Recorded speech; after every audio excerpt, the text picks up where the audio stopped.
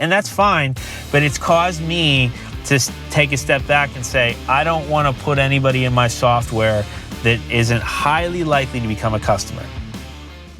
Well, what's up, everybody, and welcome back to the Pursuit of Growth. I hope, as always, you've been well, and as of this recording, we are about 2 weeks from starting applications. It's about 11:20 on a Saturday. I'm out doing some estimates, and I wanted to make a quick video now using, which is now for leads acquisition, and it's still a little too early to tell if it's going to be a good long-term solution for me. I want to make a dedicated video about that once I have more experience using their services, but so far it has certainly yielded some good results. I'm overall happy with it. It's definitely something that you have to take control of and be on top of, or you're going to end up paying out money for leads that you either don't follow up on or just aren't good for you, and you're going to be wasting your time, and most importantly, you're going to be wasting your money on their services. But if you use it correctly and you set it up correctly, I do believe it's a good service. Very, very rarely will I give a quote based on software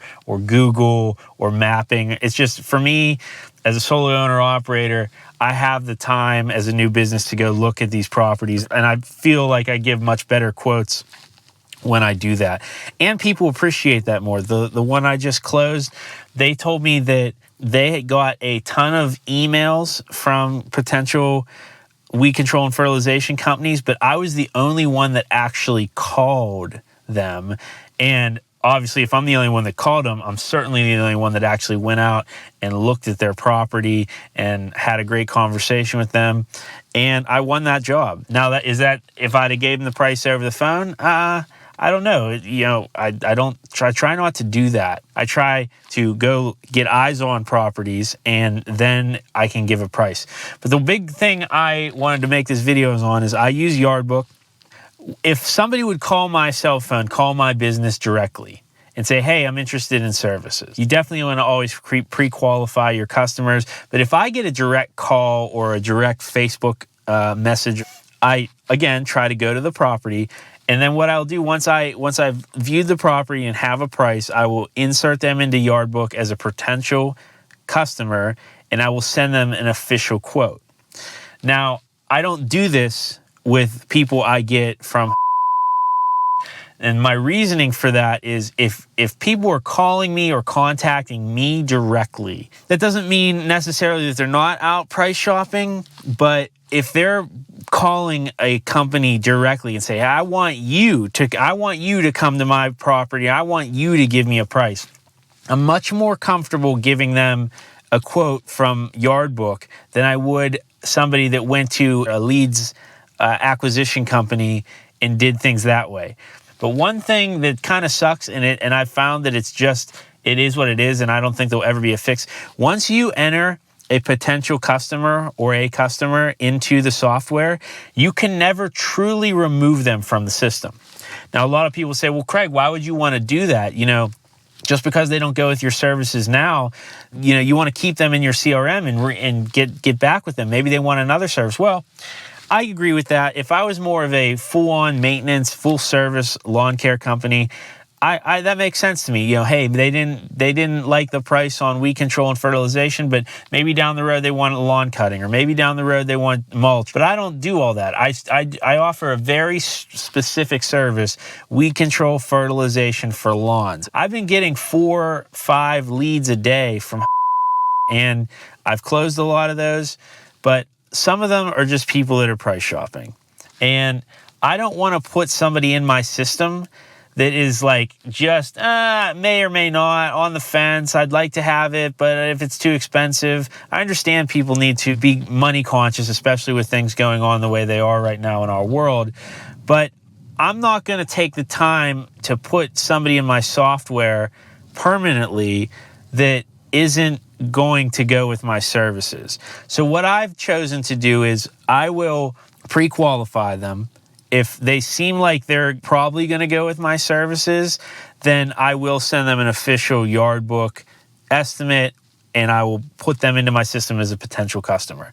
If they seem like somebody that's price shopping, and that's okay, but they're not showing me a lot of signs that, like, yeah, I really want you, then I'm probably going to give them a phone call and say, hey, I looked at your property. Here's the price that you're looking at. Let's just say it's $60.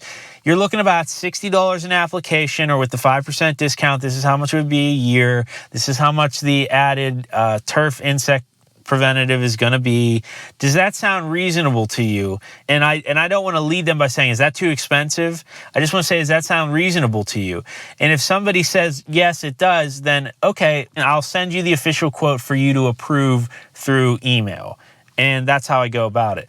But if I say to them, hey, does that sound reasonable? They say, nope, sorry, that's way too much money for me. Thanks for your time. Thanks, but no thanks. That's fine. I can move on. And now I don't have this dead weight in my software. If you're familiar with YARDBOOK, when you delete a customer, and I just did this for a customer that I had last year that moved out of my area of service. So I went to remove him, and I couldn't. You can't actually fully remove somebody from YARDBOOK. You can only set them as an inactive person. And the reason for that, the way I understand it, is the way YARDBOOK, the cloud, the system that it works on, you can't remove somebody because it could screw up past invoice records and all that kind, mess up all of your metrics that YARDBOOK gives you. You just can't do it. It's caused me to take a step back and say, I don't want to put anybody in my software that isn't highly likely to become a customer. And as I mentioned, a lot of you might be saying, hey, Craig, that's crazy. Keep them in your software and you can touch base later. Well, I'm a solo owner-operator company.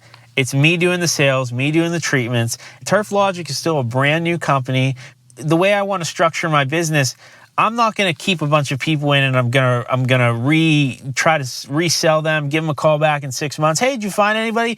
That is a valuable thing to do if that fits your business model. But for me, it's, hey, if you don't want my services, thanks for looking into us. I appreciate it. If you ever need anything, give us a call back. If they call back and say, hey, I had XYZ and they canceled on me, or they're horrible, or actually I did some looking around and what you offer compared to other people is a pretty reasonable price, I do want to go with you, then I'll put them in the system until they show that it's more likely than not that they're going to become a customer. They're not going in my CRM because I'm not going to re-engage with people down the road. It's just not going to happen. It just doesn't fit my business model. If it fits yours and that makes sense for you, great. I encourage you to do it, but it's not something I'm doing. So that's what I do, especially with these leads acquisition companies, leads that I get.